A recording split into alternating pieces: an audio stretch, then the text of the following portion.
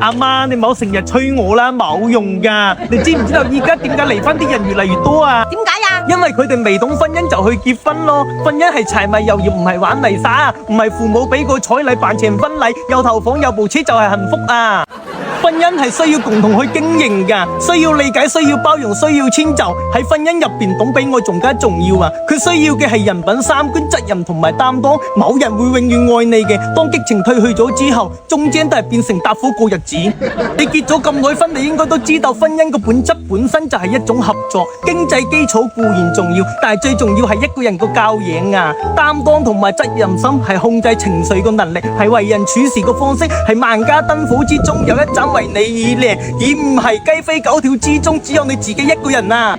再講啦，婚姻係唯一一次自己選擇家人嘅機會啊！所以我成日都同你講啦，遲啲真係冇所謂，但係一定要選啱對嘅一個人，因為佢決定緊自己嘅後半世喺生活中係光明定係黑暗啊！醒少少啦，媽咪！